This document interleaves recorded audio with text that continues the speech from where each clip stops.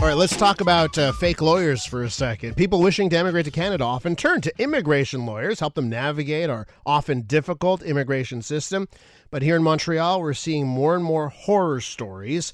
People that are posing as immigration lawyers and taking advantage of both immigrants and refugees. Man, I saw a photo of a business card, and it wasn't a real lawyer, but it's certainly, if you handed this business card to someone who just didn't know, it would be convincing that this person was a real lawyer that can help you out. The Montreal Bar now has stepped in to investigate and warning newcomers to be vigilant when seeking services. Patrice Brunet is with us, immigration lawyer. Hi, Patrice. Welcome to the Good morning. Thanks.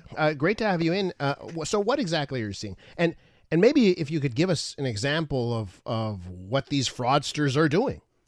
Well, first of all, in order to practice law in Quebec or pretty much in Canada, you need to be a lawyer. And what is the practice of law? It's really taking a law, regulations, or policy and combine that with facts of an individual, combine both, and then you provide a legal opinion. Mm-hmm. So that's reserved only for lawyers and notaries in the context of immigration, also regulated consultants. So in immigration, you can only receive legal advice from lawyers, notaries, or regulated consultants. In these instances, is it people that are basically just taking money and running?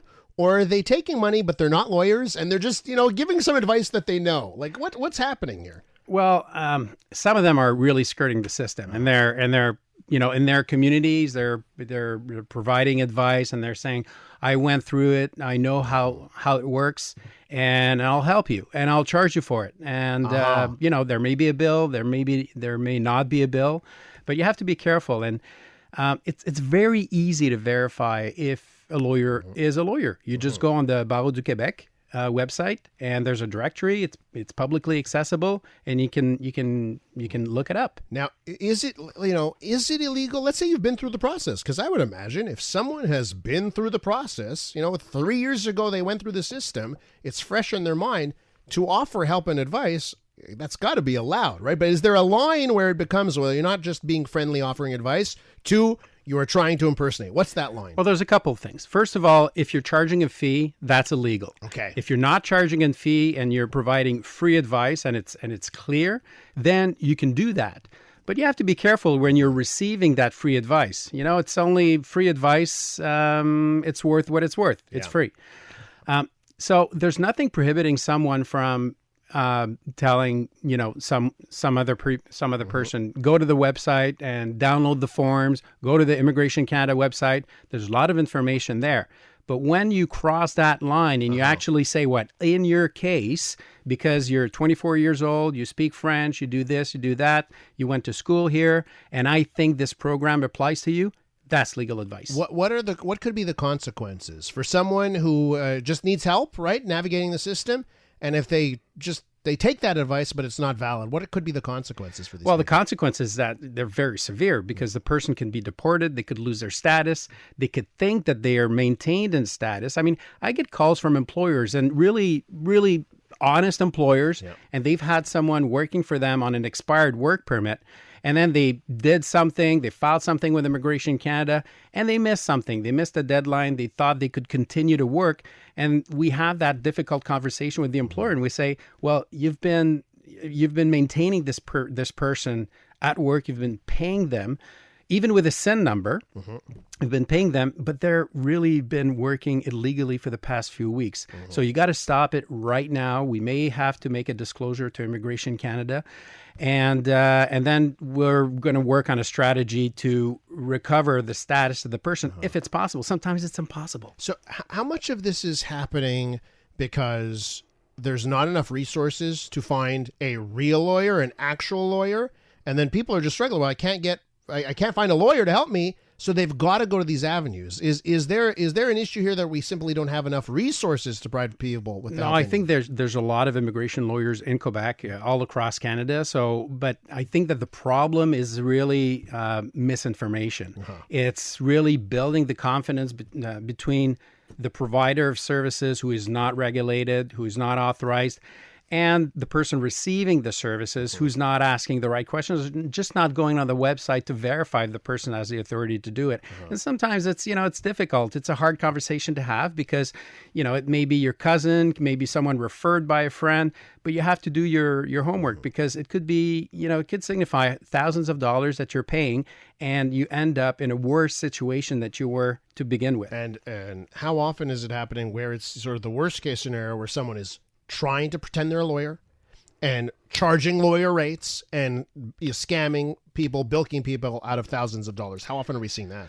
Well, we've seen it. Yeah. We've seen it, and unfortunately, they're not being caught as regularly as they should, because in order to get caught, you need a complaint, and then you need to have the person testify to that complaint. Now, if that person who was who received the services is in an illegal situation in Canada, I mean, if you're illegal, you're not going to put yourself out there if you yourself are in legal limbo. You're just going to move on. So you have to do your homework before you retain someone or before you actually pay them something. So we're with Patrice Brunet, immigration lawyer. Patrice, as you were coming into the studio, you mentioned to me you've been listening to the show over the last half hour, and you heard one of our callers, Herbert, who is an immigration lawyer, who called us in our call-in segment. Yeah.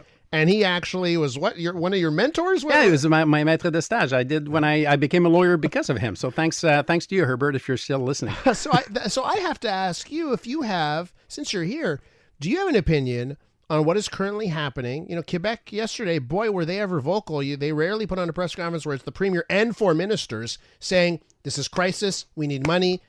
What's your take on that and what is happening with asylum seekers and the rest? Well, immigration is part of the prime conversations now for the past few weeks, and it's a good thing. Is there too many immigrants? Is there not enough immigrants? I don't really have an opinion on that, but I'll bring you back to how the government has been managing immigration nationwide for a lot of time, for a long time. They always capped immigration levels to 1% of the population. They always considered that it was the sweet spot number in order to integrate people into society. So what's 1% of 30 million people in Canada? That's 300,000 people. Now, the federal government has established ceilings of 500,000 for the past couple of years. So it may be a little bit too much. Now, we have a demographic problem in Canada. We don't make enough babies.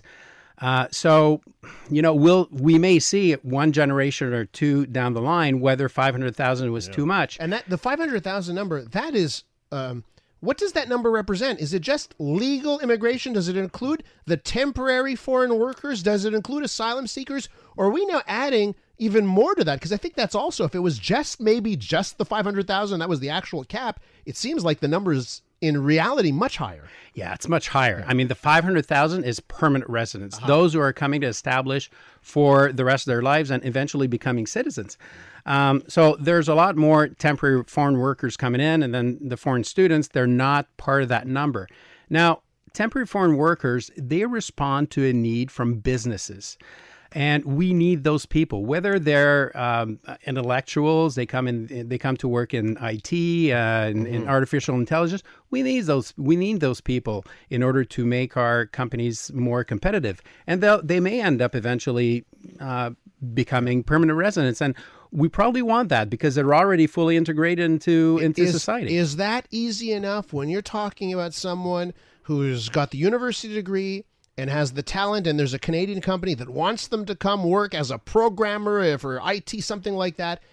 Right now, does our system work for that talented, high-skilled labor? It absolutely works. Okay. It really works. And it's, for a long period of time, since I've been practicing immigration for the first 20 years, probably, immigration was based on a point system. So you were in your home country, let's say in Morocco, and you applied for immigration and you immediately became a permanent resident before even working on a temporary work permit. And a lot of people had struggled to integrate because they came here, they had no prior work experience. So the employers weren't really warm to hire them right away.